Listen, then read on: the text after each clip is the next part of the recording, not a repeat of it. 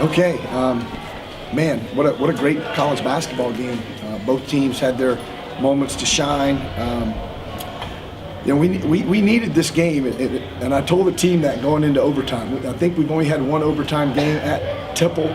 We let that lead slip away in the second half, and had a couple of chances to win in regulation and overtime, and didn't make it happen. So Temple got the best of us that night. So we needed to win a game like this against a team that just shot it beautifully tonight, but we made it just enough plays. We made just enough plays. We executed down the stretch, and we finally made a shot or free throw to clinch the game. Coach, A.J. Davis led. I don't have any stats, But he led both teams in minutes, points, rebounds.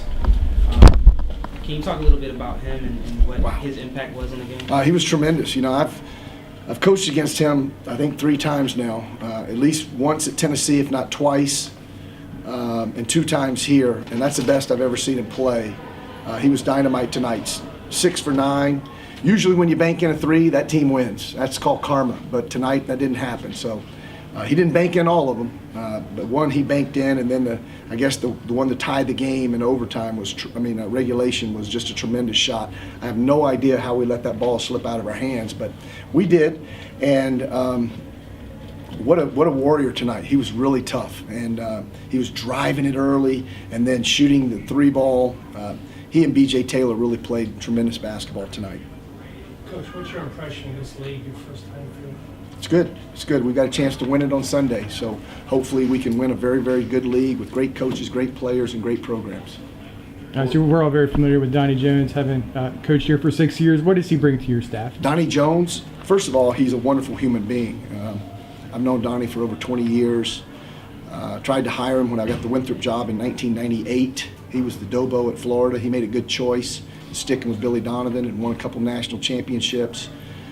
Tremendous man, tremendous father, husband, great representative of our program, and he's just such a positive voice. Our players really are drawn to him, as recruits are as well. He's a relationship builder, and just love having him on my staff and love having him in my program and in our community. The switch to zone, you talk about just what kind of brought that out, and how you thought that kind of flipped the game in the first half. Well, we switched to zone because we couldn't stop them in man-to-man. And I think they had 7, 8, 9 possessions in a row where they scored. I told them, in 20 years, I don't remember one of my teams being that anemic on the defensive end for a stretch, but we were. And the zone changed the rhythm of the game. They went, I think, 13 possessions and scored 5 points, and they were all at the foul line. So some nights it works, some nights it doesn't. Thank goodness we had it in our back pocket that we could use it. We don't employ it a lot, but they did a great job. Johnny had a great game plan, and they executed it well. And those 2 dudes were hard to guard.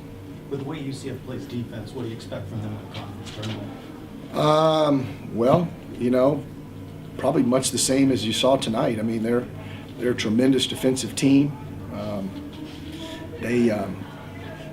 They mix up their defenses. Their man-to-man is switching. They really, with their length and athleticism, they give you problems. Those big guys use all 10 fouls inside, and then they mix in a little bit of zone, and they switch to man-to-man some possessions. So, when you defend like that, you have a chance every night. And we finally defended in overtime.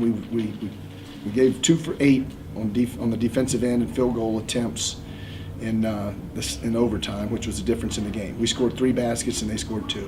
What was your reaction to the Davis banked-in shot, forced overtime? I thought I covered that. Usually when you bank in a shot, did he bank in the one to go to overtime?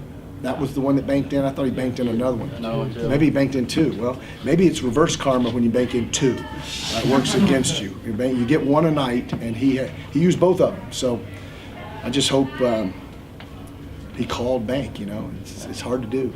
And Darryl down the stretch, only played 3 minutes the first half. For him to come off, I thought he made a lot of big plays down the stretch. Well, as soon as he got the ball, he turned it over in the first half. Just the first catch, just threw the ball right to him, and He got some minutes in the second half, and at this point, I think my team knows this. In order to get minutes, you're going to have to really perform and play well, and that's both ends and on the glass. And we're going to condense our rotation as opposed to making it bigger at this point. So I'm so glad that he was able to get us a couple of buckets. I mean, he's very productive when he's not in too big of a rush and trying to do things too quickly. What are you expecting on Sunday with a winner-take-all game for the championship? If you like college basketball and you have a lot of money, because tickets will be very expensive, you should be there. It'll be a wonderful atmosphere. It'll be two really gritty, tough teams playing for a regular season championship, which in my estimation is the most valuable championship there is. It's a 2.5 month to 3 month grind, depending on where you start your conference games, as opposed to 3 or 4 days in a conference tournament. Thank goodness we're already in the NCAA tournament, so we don't have to worry about that. Then conference tournament becomes the most important if you're not in the tournament. But being in the tournament solidly, it validates your body of work throughout the whole conference season. And as we talked about, this league has great coaches, great players, great traditions, and I guess what are we now? 14-3. So we've had quite a year. Coach, what did you think of the way your team handled the end of both regulation and the overtime? Well, if we make a free throw there, we win the game, and we missed a front end of a 1-and-1. I had my really good free throw shooter in, Marcus McDuffie, and I guess he just left it short. And Shaq missed a 1-and-1 coming out of the under 4 minute timeout, maybe 2. I don't know if someone called a timeout and there was less time than that, but I hate when they freeze the shooter and go to the media timeout. It's almost like a bonus timeout. And generally, your free throw percentage, if you did a study on it, the free throw percentage when shooters come out of a media timeout and go immediately to the foul line, I bet it's 10% less over the years at least when they have to go after the 90-second timeout and walk to the line and make it. But so we have to knock down some free throws. I mean, they got to the line 23 times. We only got 12. We got to be more aggressive and stronger inside. And did you see anything with the way that they played the last minute, 2 minutes, and the overtime that either encouraged you or we need to work on this going into the tournament? We just need to make sure that they don't bank in threes. If we can stop them from banking in threes, we have a chance to be pretty special. Coach, We had 31 field goals to their 23, so we played okay. We didn't shoot it great. Coach, in your career as a coach, have you ever had it where 3 of your primary guys are out and you have to kind of strategically adjust to your team now? Yeah, my 5th or 6th year at Winthrop, I didn't have a point guard. That's maybe the worst thing to have happen.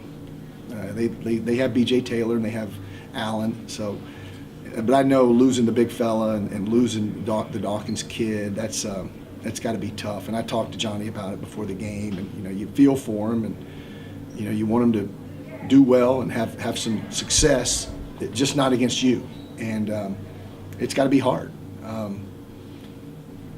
We weren't very good that year. That was one of the years that we did not go to the NCAA tournament, and it's just hard to get around injuries and things that you can't really anticipate. But it does happen, and it happened to me, and I hate it for those kids, those seniors especially, because I thought they were an NCAA tournament team when I saw them early. I think again, maybe Alabama or somebody in the pre-conference. I said, man, that's a good team. And then, that was without Dawkins, I think, and Taylor, but maybe. But now they just got to go win the tournament and get a chance to dance. Appreciate it. Thank you. Thank you, Good guys. luck.